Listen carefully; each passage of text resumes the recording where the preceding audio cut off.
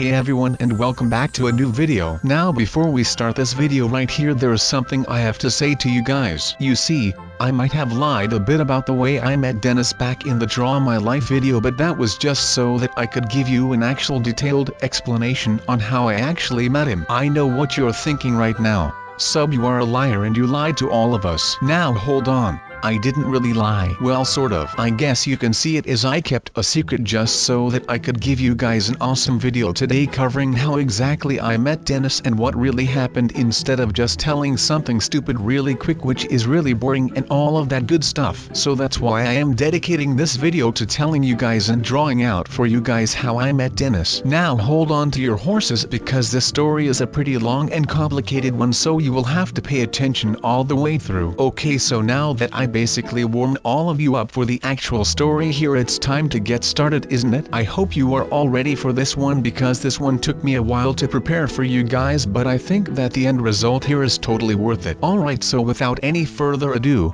let's get right into the actual story here, shall we? So it all started when we were born, and yes, I know you can't really remember what happened when you were a baby, but let me at least try to explain here what I can remember, because I am a superhero and I do remember what happened to me when I was a baby. So here goes. The first thing I can remember is being in the adoption center. My parents left me there because they had to go somewhere for work. So as I was sitting in my cradle, I looked around being curious and all that, but there was really nothing interesting to look at apart from one thing. You see, in the cradle that was in front of me was another baby, and he was literally sleeping all the time. Like there was no end to him sleeping. So at one day I decided to wake him up by throwing a rock at him, and yes, I found a rock in my cradle. So when I threw the rock at the baby, he suddenly, believe it or not, but woke up. After all of these days sleeping, the baby finally decided to wake up. Now I know what you're thinking. That had to be Dennis. But nope, it was not Dennis. It would be a pretty short story if it was Dennis, right? It was not him. So yeah, get ready because here comes the plot twist. The one thing you did not expect at all. Okay, ready? Well, here goes. The person in the cradle was Coral. Boom.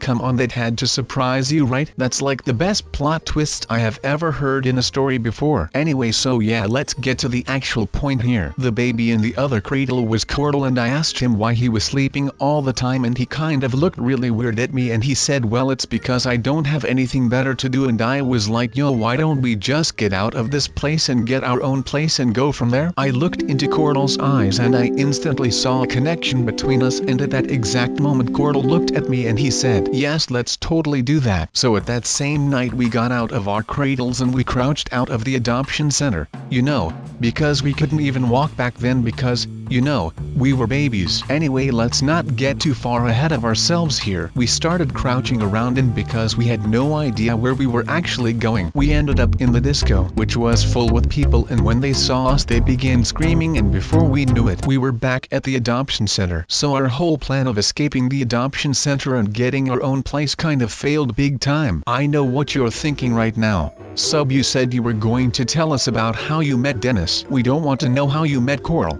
That's not why we are watching video. I totally agree with that, but listen, you have to hear this part or otherwise the rest will not make sense. I met Dennis is a very special way and I can't tell you how yet. I have to tell this part of the story first. Trust me, I totally got this. So Coral and I wake up in the cradles again and we were like, well, that's just great. What do we do now? I remember telling Coral that we would probably be stuck in the adoption center forever because what parents would want kids like us who try to escape all the time, right? Well, Coral said, what if we just try it again tonight, but instead of just going somewhere we plan out our route? And I was like, yeah, sure, that's a good idea, but how would that work though? We are babies. Coral said, don't worry about that, I have something planned out. Just stick to me tonight and we'll be fine. Little did I realize that we were actually capable of figuring out a plan. I mean, we were talking babies, what do you expect from that? So it slowly turned dark again and the skies were filled with stars. So it began. It was around 2 a.m. in the night when Coral woke me up by whispering, "Sub, come on, it's time to go." I woke up and saw that all the other babies were asleep, so I very carefully exited my cradle. Everything went very smooth and it was looking very good for us. Like literally all the odds were in our favor right now. I remember this one moment where Cordell was crouching in front of me and I was looking at him because I had no idea where to go, so I just went wherever he went because he had it all figured out. At least that's what he told me. Anyway, what happened is I wasn't looking around me because I was looking at Cordell, and because of me looking at Cordell and not focusing on my surroundings, I accidentally stepped on a Lego piece which made a really crackling sound and it woke up all of the other babies and they all started crying, and so Cordell said, "Sub, what did you do? We are going to get caught again now." I remember saying, "Cordell, just run as fast as you can." What happened next is kind of unbelievable. That's right. We stood up like no other baby could ever have done and we started running like the Flash. We literally went 100 miles per hour. I can't even begin to explain how we did it, but we somehow did it. You're probably thinking to yourself, "Wow, Sub, that is super cool, running around town like the Flash with 100 miles per hour, but let me tell you, I wish we weren't that fast, because you know, being that fast also has a downside, and that downside was that I didn't see anything at all. So what happened was I was running super duper fast when I suddenly got in a collision with the car and everything just went completely black. I seriously had no idea what just happened or where I was anymore. Everything in my mind was just gone. And now here is where it all starts to get a bit weird. I suddenly wake up in a car and it looked exactly as the car that I collided with, and I couldn't really move because let me tell you, it was quite a small car. But that's not the worst part. The worst part comes now. The driver was sort of like a thief or a bandit. I couldn't really tell. Also, Cordell was gone, by the way. I had no idea where he was or what happened to him after the car collision. But yeah, when I woke up I saw that this sort of criminal, well, I mean, he had a mask on, was driving, and so because I really wanted to know where I was going and what actually just happened, I was really curious, so I started questions. The very first question I asked was who he was, but he didn't really seem to care about answering the question, and he pretty much ignored that question while he kept driving to a place that I really didn't know existed, but I'll get back to that later on in the story. What's important to know is that this driver was really mysterious and he actually ignored all of my questions, which was really suspicious, but hey, I can't really blame him. I mean, he's the one who probably saw two babies running like the Flash. I mean, if I saw that, I wouldn't know what to say either. Anyway, it was a very, very long drive, as you may have already concluded because you've been looking at a driving car for the past minute or so, but that's good. It really adds up to the story and it should really make you wonder where we were actually going. Now, I have to admit that while I was in the car with this unknown man, I was kind of feeling scary, but that was mostly because I had no idea where Cordell was, and there was one moment which was a crucial moment, and that was when I suddenly heard a really soft bang and it seemed to be coming from the trunk. So I whispered, "Cordell, is that you?" And very softly I heard a "Yes, it's me." So that was really good news. At that same moment, or like 1 second after that, the car pretty much stopped. We both didn't say a word because we were kind of scared at that point. This actually felt like as if we were kidnapped, but don't worry, that wasn't the case at all. So what happened was the mysterious and unknown man opened the door and got me out of the car, and then he opened up the trunk and he got Cordell out of the trunk. What we saw was truly unbelievable. Mountains high as the clouds. It was truly magical. The mysterious man said, "Well, we're here. You can go all the way up this mountain. He's expecting you." Cordell and I looked at each other and then looked at the man and then asked, "Wait, who is expecting us? And how did you kind of catch us?" The man explained that he had some sort of machine on him that made time go slower, so when he was at the adoption center he slowed down time so that he could see us running in slow motion. That actually must have looked very funny now that I mention it. But yeah, anyway, he slowed down time and he grabbed us, and that must have felt like a car hitting us because we were going so fast. He had to use the machine because we were going too fast to get otherwise, know what I mean? So suddenly everything kind of made sense. We then asked why he had the mask on and wouldn't answer my questions, and to that he replied, "You'll find out soon enough." Also, for some total weird reason, we weren't babies anymore. Our lives went super fast and we grew up in that whole car ride. Pretty weird, I know, but hold on to your horses again because it's about to get a whole lot weirder. So we kindly said thank you to the man with the mask in the car, and after that he drove away, so that we pretty much had no other choice than to go up the mountain to the person who was,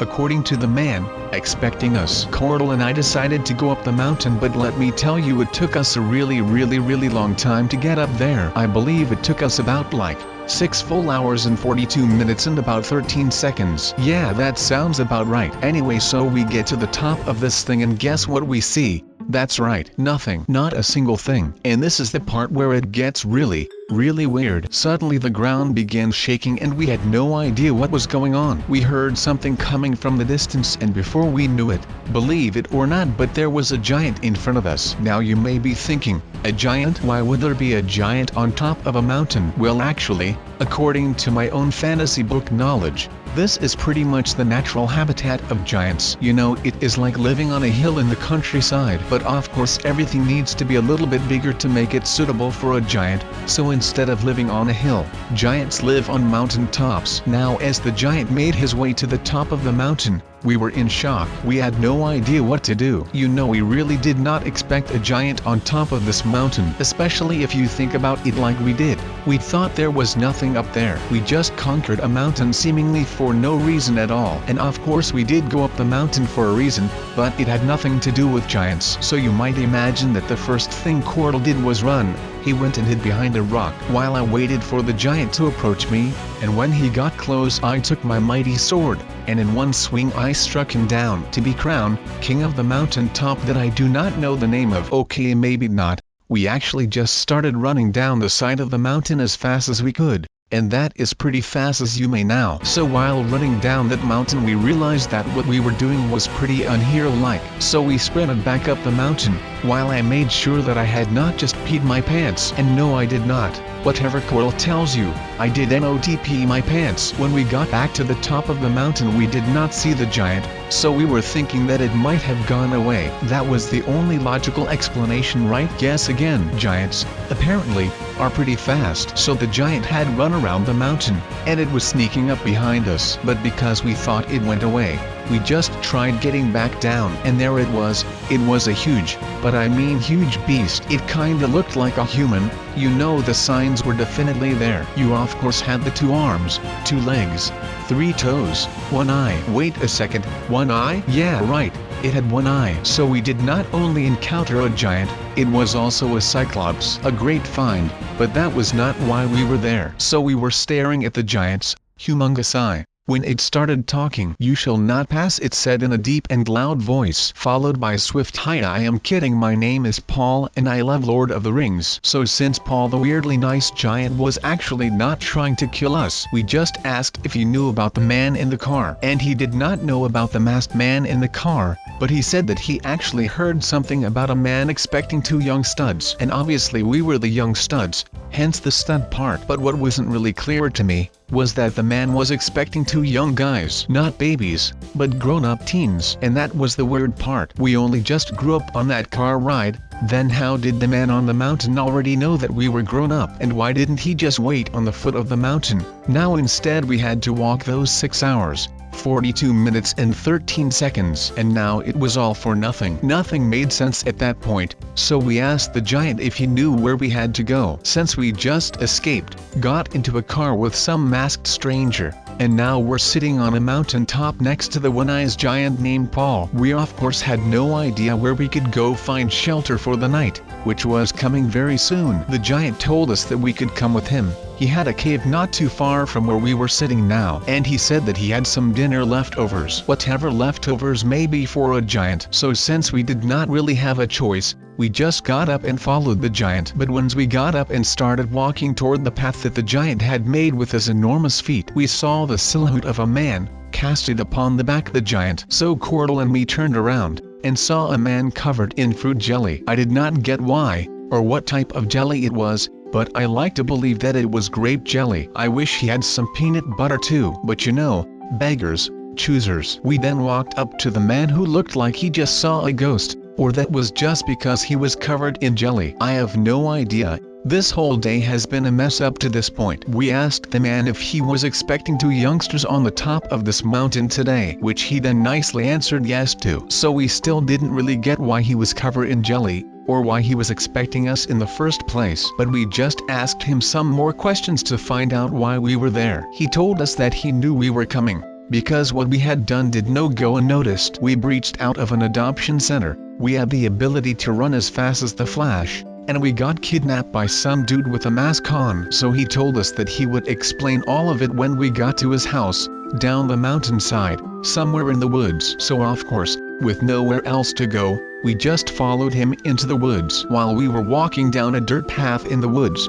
Cordell and I were looking at each other like we were crazy. We just had gone through all of these weird and yet amazing things. We even met Paul the disturbingly nice giant, and now we were following this man into his home in the woods. That is not the safest thing to do in this day and age. But when we got deeper and deeper into the woods, we saw some light coming from behind the trees. We were thinking maybe there are some hikers up there. But when we got closer to the source of the light, we came around some trees and saw this amazing looking house. It was pretty big and beautifully made out of wood. It was like a cabin on steroids. It was the perfect luxury for a guy living in the woods. But we still had not said a word to the guy for the whole trip down here. So we were still pretty anxious about what was waiting for us inside of his house. He opened the door to the garage, and we both got in. While I held the door open for Cordell, the man suddenly yelled, "Don't you dare step inside of my house with those muddy shoes. My wife will kill both of you." So as spooked as we were, we took off our shoes and put them on the rack in the garage. The house smelled amazing.